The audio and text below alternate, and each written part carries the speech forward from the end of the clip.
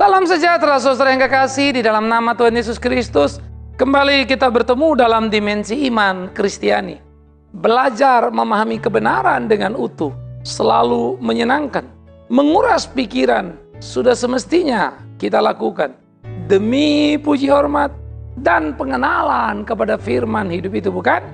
Namun sebelum kita lanjut dalam pemikiran kita saudara, dalam topik kita kali ini, bagaimana Paulus melayani dan terjadi berbagai kesembuhan, justru hidupnya sendiri diwarnai dengan kesakitan yang tak terbilang. Bagaimana bisa? Sebelum lanjut kita berdoa. Bapa di dalam surga, kami bersyukur berterima kasih boleh merenungkan firman hidup, supaya kami bertumbuh dalamnya untuk puji hormat bagi nama Tuhan. Berkati kami, sertai kami dalam perenungan, supaya kami mengerti akan apa yang menjadi ketetapan-ketetapan Tuhan. Demi Yesus Kristus Tuhan kami berdoa, kami bersyukur. Amin. Saudara, Kisah Rasul pasal 19. Kisah Rasul pasal 19 ayat 9 sampai 12. Ini akan jadi pokok pikiran kita. Dikatakan begini, Kisah Rasul 19 ayat 9 sampai 12. Tetapi ada beberapa orang yang tegar hatinya, mereka tidak mau diyakinkan. Malahan mereka mengumpat jalan Tuhan di depan orang banyak. Karena itu Paulus meninggalkan mereka dan memisahkan murid-muridnya dari mereka. Dan setiap hari berbicara di ruang kuliah Tiranus. Hal itu dilakukannya 2 tahun lamanya. Sehingga semua penduduk Asia mendengar firman Tuhan. Baik orang Yahudi maupun orang Yunani. Oleh Paulus, Allah mengadakan mujizat-mujizat yang luar biasa. Bahkan orang membawa sabut tangan atau kain yang pernah dipakai oleh Paulus, meletakkannya atas orang sakit, maka lenyaplah penyakit mereka dan keluarlah roh-roh jahat. Saudaraku yang kekasih, kalau kita melihat di dalam bagian seperti ini, kita memikirkan kebenaran yang sangat menarik di sana, bukan? Bahwa Paulus punya pelayanan yang luar biasa dan dia sedang ada di Efesus, berkelahi juga dengan berbagai pikiran-pikiran yang berlanjut di sana. Nah, pada waktu pelayanan itu, saudara-saudaraku, menjadi menarik ketika kemudian ternyata di sana, di dalam pelayanan, selalu menimbulkan 2 impact, ya. Pertama, ada yang percaya. Kedua, ada yang menghujat dan tidak mau percaya. Selalu resiko-resiko begitu warna. Sehingga muncul selalu pertanyaan, bukankah dikatakan firman Tuhan tidak pernah kembali sia-sia? Saya jawab, iya. Tetapi sayangnya orang bilang, kalau memang tidak kembali sia-sia, artinya semua orang sakit sembuh dong. Nah, ini jadi celaka. Entah siapa yang mengajarkan itu, tapi umat sudah punya pemahaman yang salah. Nah, yang kedua, kalau memang firman Tuhan tiap kembali tidak sia-sia, Pak. Ya, kenapa ada orang yang belum bertobat padahal dia sudah dengar Injil? Kan saya mau dia keluarga saya, Pak. Saya mau dia bertobat. Saudara-saudara, semua mau kita juga banyak ya. Mau ini dan mau itu. Tapi kalau kita mengerti maunya Tuhan, pasti kita juga belajar kenapa semua itu terjadi, bukan? Nah, mari kita lihat. Apa yang dikatakan firman Tuhan tidak pernah kembali sia-sia adalah firman Tuhan mempunyai 2 arah palu yang luar biasa. Palu pertama berbunyi hukum. Barang siapa menolak firman Tuhan, maka terhukumlah dia, terlemparlah ke neraka. Firman yang kedua, selamat. Barang siapa mendengar firman Tuhan, percaya dan memberi dirinya mengikut iring Tuhan, maka selamatlah dia. Simpel, bukan? Jadi firman Tuhan tidak pernah kembali sia-sia, iya. Penghukuman atau penyelamatan, itu oleh firman. Tapi tidak ada kaitannya dengan sehat atau sakit. Nggak ada urusannya dengan yang lain-lain. Soal bagaimana firman itu bekerja. Karena itu selagi masih ada waktu, selagi masih ada harapan, maka pergumulan harus terus dikerjakan.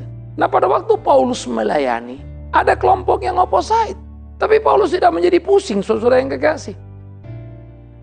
Maka kemudian dia memisahkan murid-muridnya dari mereka. Maka murid-murid ini duduk dikatakan di ruang kuliah Tiranus. Seorang filsuf tampaknya yang cukup terkenal. Nah, ruangannya itu dipakai untuk kemudian mereka belajar. Nah, pada waktu mereka belajar, pada waktu mereka bertumbuh, dikatakan Paulus tinggal di sana sampai 2 tahun. Menaruh dasar penting dari kekristenan. Perhatikan kalimat ini. Di sana mereka belajar. Ini yang sudah lagi tidak dilakukan oleh kebanyakan anak-anak Tuhan. Gereja-gereja Tuhan abai terhadap pengajaran, abai terhadap pembelajaran. Lalu apa yang diajarkan kalau kemudian kita melihat kadang-kadang lah ini khotbah saja persis seperti orang lari dari apa yang semestinya. Lah kalau ngajar ini jadinya apa ya? Kalau dia taunya begini lalu ngajar ini kayak apa ya? Saudara kan kira-kira sudah bisa membaca itu bukan? Ada banyak guru tapi tidak semua bermutu. Saya kira kita sama semua. Ada banyak sekolah, atau tidak sembarang kita memilih sekolah kemana anak kita sekolah. Karena ada perbedaan kualitasnya. Nah oleh karena itu, Paulus mempunyai klasifikasi yang sangat luar biasa. Orang-orang di Efesus bukan orang-orang tolol. Mereka kota besar yang cukup luar biasa, yang cukup educated. Paulus berhadapan dengan orang-orang seperti ini. Maka murid-muridnya diajaknya. Di Tiranus mereka terus-menerus belajar. Belajar untuk mengerti kebenaran firman. Belajar untuk memahami dengan utuh. Saudara-saudara, ya makin kemari saya rasa saya makin mengurangi memang jadwal saya khotbah sana sini. Saya lebih banyak membentuk kelas-kelas PA di mana rutin ketemu, ada yang sebulan sekali, sebulan 2 kali, bahkan ada yang sebulan 4 kali atau tiap minggu. Lalu kita belajar terus untuk mengerti firman itu. Supaya kita memahami firman itu dan hidup di dalam dasar firman yang benar. Membangun harapan di atas firman yang benar. Supaya kita jangan dikurung oleh pikiran-pikiran salah. Karena ajaran-ajaran salah di mana membaca sepotong-sepotong. Nah, kalau kita PA itu mulai satu kitab terus diselesaikan. Supaya orang dapat gambaran. Seringkali sesudah baca, loh kok bunyinya gini ya? Bukannya gini ya? Bukannya gini. Yang gini-gini itu kan kamu dengar dari khotbah. Ya ayatnya bunyinya begini. Di mana kesalahannya? Kita mulai cari ini loh. Salahnya di sini, salahnya di sini. Sehingga orang bisa belajar sungguh-sungguh untuk mengerti. Sehingga mencintai firman dalam pengertian yang sesungguhnya. Mencintai firman seutuhnya dengan membaca, belajar, dan menaklukkan diri pada ketetapan-ketetapan firman itu. Itu yang harus kita rindukan. Itu yang harus kita cari. Nah jadi saudara-saudara, pelayanan Paulus menjadi pelayanan yang sangat luar biasa. Apa yang dikerjakannya menjadi suatu pekerjaan-pekerjaan yang hebat setengah mati.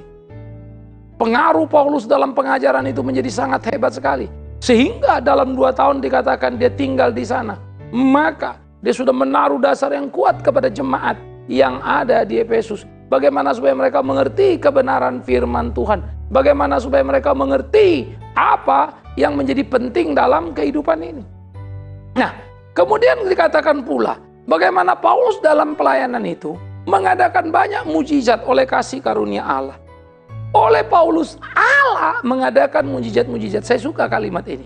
Oleh Paulus, Allah. Jadi Allah yang mengadakan mujizat, bukan Paulus. Jadi tidak penting pendeta Bikman Sirait atau pendeta lain.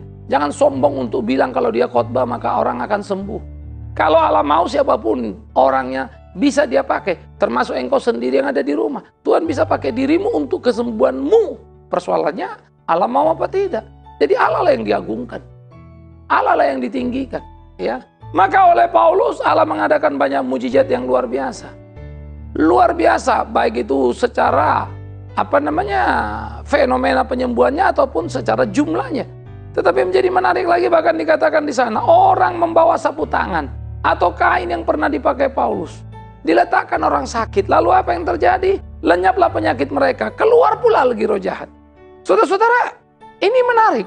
Tetapi sekaligus menjadi menggoda. Maka kemudian banyak orang mengumpulkan sapu tangan orang suci katanya. Banyak orang ambil air yang didoakan.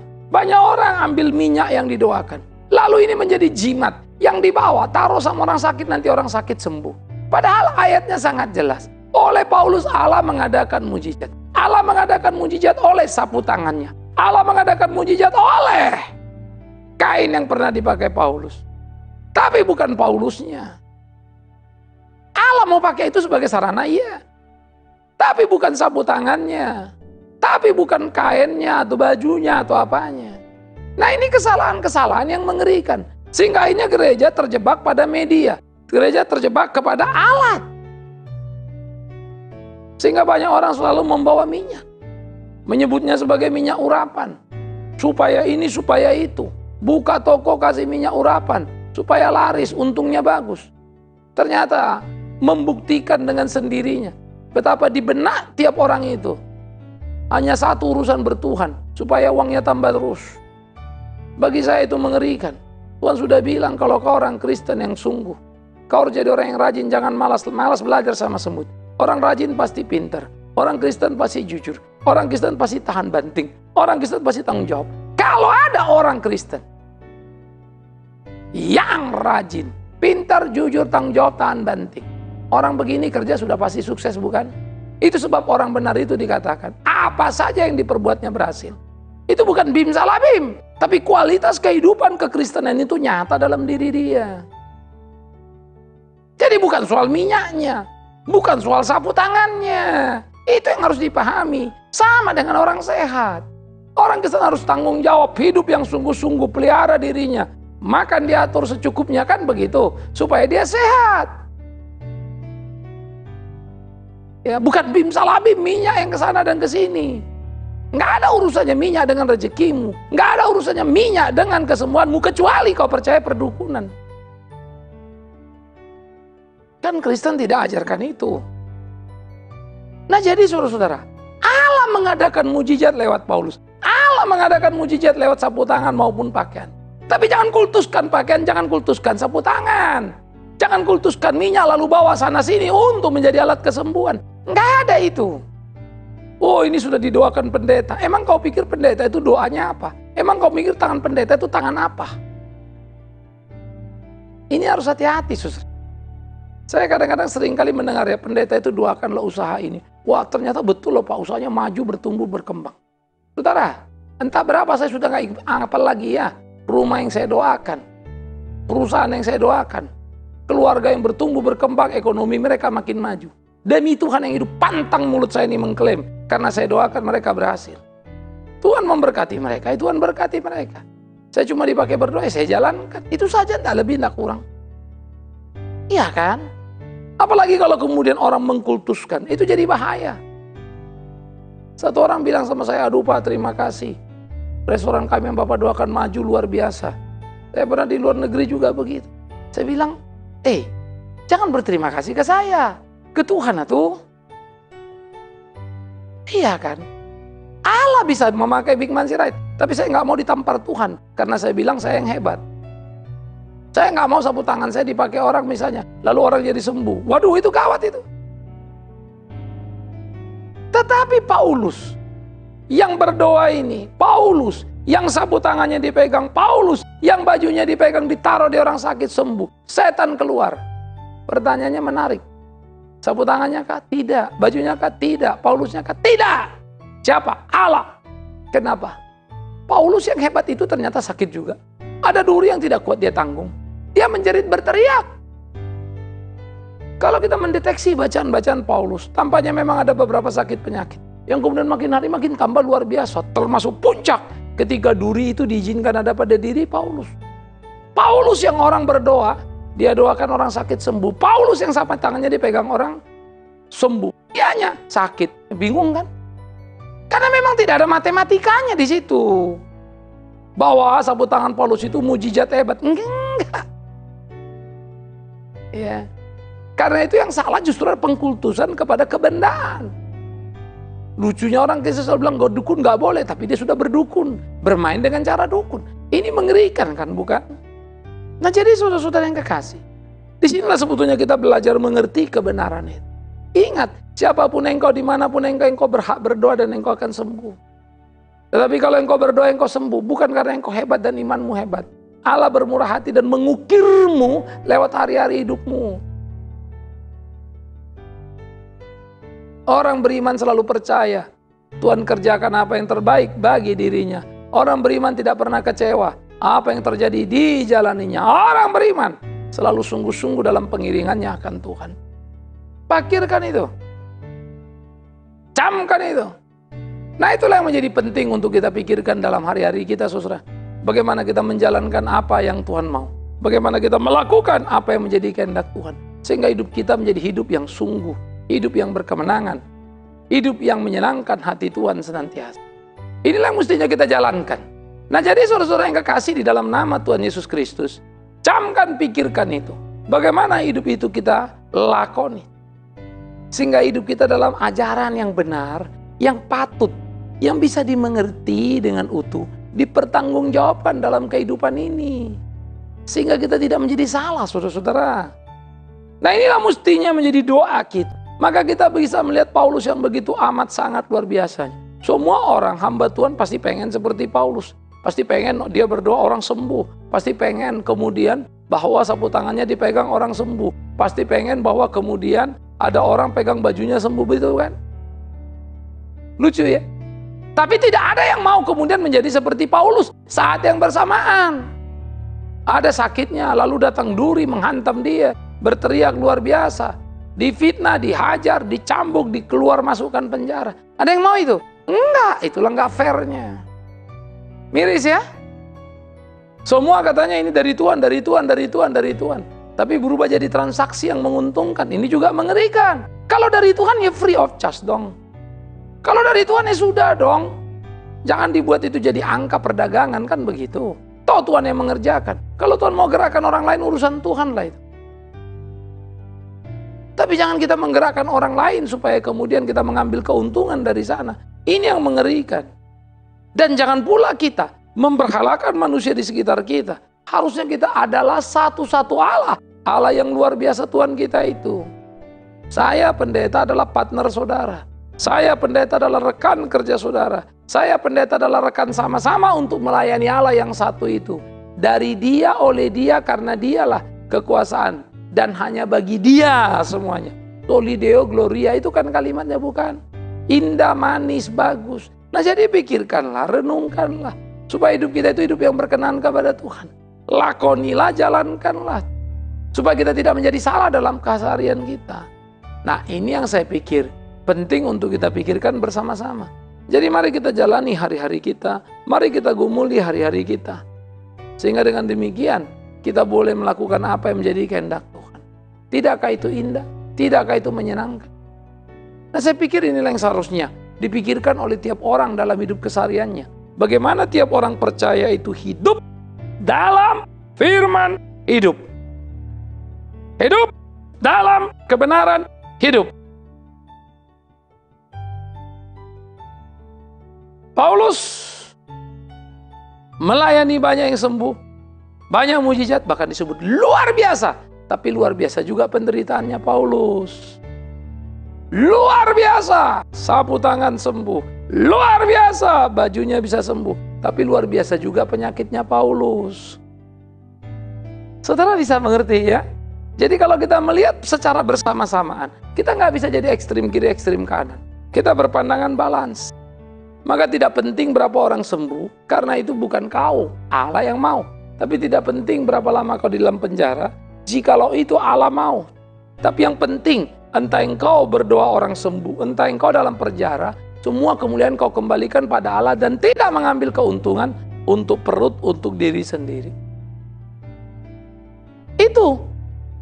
Itu yang kita perlukan, kebenaran yang utuh. Itu yang kita perlukan, bagaimana menempatkan diri sebagai laskar Kristus yang tangguh. Sehingga kita tidak salah. Tidak salah dalam melangkah, tidak salah dalam memainkan peran kita. Sehingga kita tepat arah sesuai dengan kehendak Tuhan kita. Nah inilah yang mesti kita pikirkan saudara-saudara. Jalanilah hari-harimu, gumulilah hidupmu. Masuklah dalam pertemuan perkelahian yang ada. Janganlah pernah menyerah. Sehingga semua apa yang kita kerjakan untuk kemuliaan nama Tuhan itu. Maka makin hari kita melayani, makin tinggi pelayanan kita. Harus makin rendah hati kita. Ini begini. Satu naik terus, satu turun terus, satu naik terus, satu turun terus. Betapa luar biasanya anak-anak Tuhan. Ketika pelayanannya begitu luar biasa, pemahamannya begitu tinggi, tapi hati juga luar biasa rendahnya. Ini yang penting untuk kita lakoni, bukan? Sehingga dengan demikian kita hidup melangkah terkendali, terkontrol oleh anugerah Allah. Tidak hidup semaunya lalu berjalan seenaknya. No. Inilah yang mesti kita kerjakan dalam seluruh aspek kehidupan kita. Sehingga hidup kita sungguh-sungguh hidup yang berkemenangan. Hidup kita sungguh-sungguh hidup yang menyenangkan hati Tuhan. Hidup kita sungguh-sungguh hidup yang kita jalani di dalam takut akan Dia. Itu akan menjadi amat sangat indah. Nah ini yang mesti kita pikirkan saudara yang kekasih. Ini yang mesti kita jalankan dalam hidup kita. Karena itu ayo berkelahi yuk. Ayo berjalan tiap hari dengan diri kita dan berkata, hai jiwaku, seperti pemazmur ya. Tunduklah kepada kehendak Tuhanmu. Hai jiwaku, janganlah engkau sombong pada apa yang terjadi dalam hidupmu. karena semua datang dari Allah-Mu. Hai jiwaku, jangan juga engkau cengeng pada apa yang terjadi, lalu mudah menyerah, karena Allah tidak pernah meninggalkanmu. Paulus luar biasa dalam pelayanannya. Sapu tangan jubahnya diletakkan orang sakit sembuh. Setan keluar. Apakah karena sapu tangan? Apakah karena jubah? Jelas tidak. Tapi itu yang ditaruh apa? Ya, orang itu berdoa. Allah bekerja. Allah yang mengerjakannya. Media tetap media, nggak ada guna itu. Jangan memanfaatkan media. Lalu bilang, ini pendetanya luar biasa loh Pak. Nanti dulu, jangan klaim lagi. Sudah cukup sudah. Semua kita sudah jadi imam pada diri kita. Semua kita adalah imamat yang rajani. Semua kita dipanggil Tuhan untuk hidup di dalam takut akan Dia, untuk puji hormat bagi namanya. Semua kita. Oleh karena itu, saudara-saudara yang dikasihi oleh Tuhan Yesus Kristus, pikirkanlah dan lakonilah supaya hidup kita jangan jadi hidup yang salah. Tapi bagaimana hidup kita sungguh-sungguh hidup yang setia dalam pengiringan kita. Hidup yang melakukan apa yang menjadi kehendak Tuhan kita. Sehingga hidup kita sungguh hidup yang berkelimpahan, hidup yang berkemenangan, hidup yang di dalamnya Tuhan dipermuliakan. Di mana kita ada? Bagaimana kita berjalan dalam kehidupan kita? Nah, inilah mestinya menjadi pemikiran-pemikiran serius yang harus kita kerjain. Saudara, para misionari menjalankan tugas-tugas pelayanan mereka. Sangat luar biasa. Mereka terus bergerak secara hebat. Ya. Mereka memenangkan banyak jiwa. Nomensen masuk ke Tanah Batak. Dia pelayanan dengan sungguh-sungguh, dengan serius. Tanah Batak sekarang saudara bisa lihat kenapa orang Batak itu Kristen. Allah mengirim Nomensen datang ke sana. Nomensen melayani dengan setia. Sakit hinggap pada dia. Dia sendiri dihantam malaria juga kok.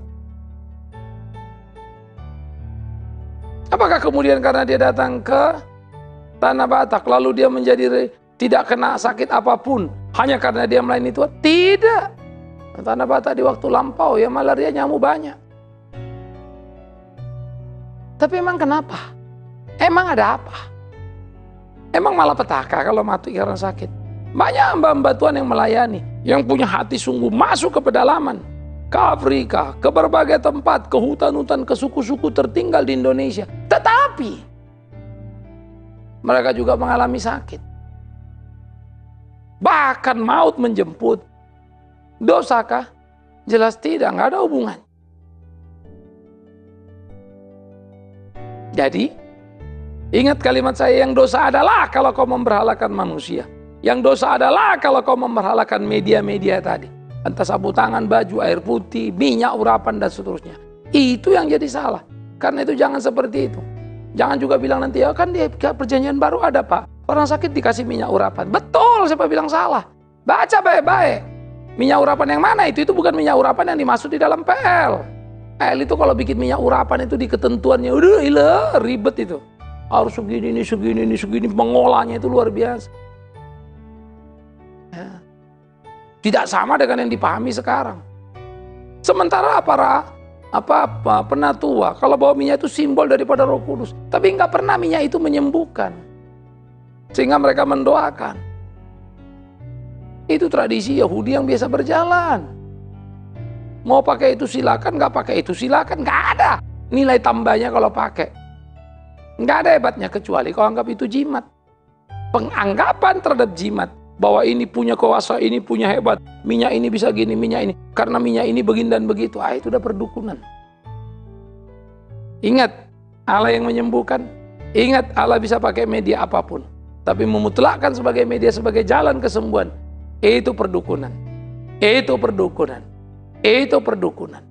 Jangan ada satu media apapun dijadikan alat. Karena itu setiap anak Tuhan, saudara dimanapun engkau berada, Tuhan bisa pakai saudara. Doa saudara didengar Tuhan.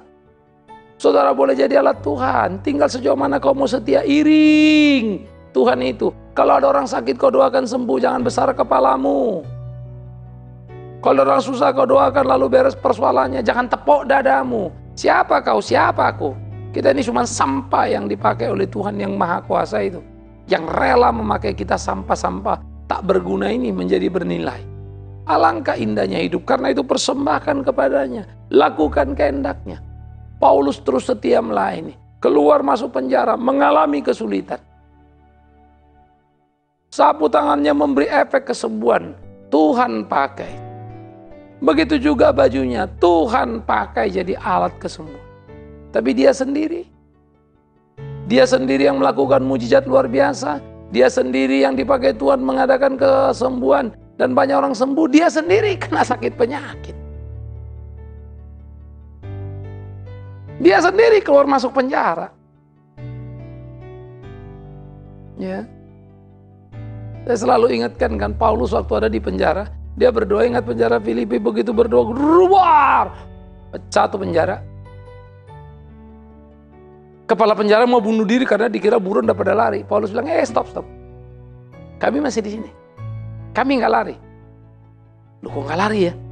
Yang lari itu orang-orang Kristen masa kini. Kalau sudah berdoa ini rubuh gedebuk prakwo, ini berarti kita boleh lari. Paulus tidak. Stop! Jangan bunuh diri. Apa yang harus kulakukan supaya aku selamat? Dia beritakan Injil loh Paulus. Dia tidak ambil keuntungan sedikit pun untuk dirinya. Dia lakukan apa yang menjadi kehendak Tuhannya. Maka ketika dia sakit, dia juga hanya memohon kalau boleh sakit ini diambil. Tuhan bilang tidak, ya sudah, jadilah kehendakmu. Sekarang aku tahu di kelemahanku pun nyata kekuatan kemahdasyatan Allah. Adakah itu di benak kita? Adakah itu di hati kita? Adakah itu di pikiran kita? Yang menghidupi kehidupan kita sehingga kita pun mempunyai mentalitas yang sama. Paulus dipakai Allah mengadakan mujizat luar biasa. Paulus dipakai Allah menjaga apa? Mengadakan banyak kesembuhan. Sapu tangan, bajunya. Tetapi Paulus yang sama juga mengalami sakit yang tidak tersembuhkan. Paulus yang sama memohon kepada Tuhan, tetapi Tuhan bilang cukup kasih karuniaku bagi. Maka Paulus yang sama sadar betul hidup pelayanan hanyalah sebuah pengabdian yang tidak bisa kita ambil menjadi puji hormat nama kita, keuntungan kebesaran kita. Tidak. Biarlah semua kita orang-orang percaya berlomba melayani Tuhan, makin dekat dengan Tuhan, melakukan kehendak Tuhan. Tidak hanya dalam tataran teori saja. Begini begono ya, semua juga teori gampang ya. Namanya asal ngomong, tapi melakukan tidak. Maka itu penting, periksalah apa yang kau katakan, auditlah apa yang kau katakan. Sudahkah kau lakukan atau belum? Kalau belum, lakukanlah. Karena salah jika tidak melakukannya. Kalau belum, kerjakanlah. Karena itu sudah semestinya. Tuhan menolong saudara terus untuk menemukan kebenaran sejati itu. Hidup di dalam dan dihidupi oleh kebenaran firman itu. Biar kiranya boleh menjadi berkat bagi kita semua. Selamat menikmati. Berdoa bagi orang sakit, sembuh. Sementara kau sendiri mungkin tetap sakit. Tidak mengapa, karena kita cuma alat Tuhan itu. Amin. Kita berdoa. Kami bersyukur berterima kasih karena kami adalah alat tangguh di depanmu. Di tanganmu Kau pakai kami dalam kelelaan kehendak-Mu. Terima kasih Tuhan. Karena siapakah kami? Kami boleh dipakai Tuhan menjadi rekan sekerja Tuhan. Terpujilah Tuhan, di dalam nama Yesus Kristus kami berdoa dan bersyukur. Amin. Saudara-saudara, sampai di sini pertemuan kita dalam program Dimensi Iman Kristiani. Maju terus. Selalu informasikan ke rekan-rekan kita untuk setia melayani Tuhan. Berharaplah kepadanya. Dan jika saudara dipakai oleh Tuhan, ingat, jangan besar kepala. Tetap rendah hati, setia mengiringnya. Shalom.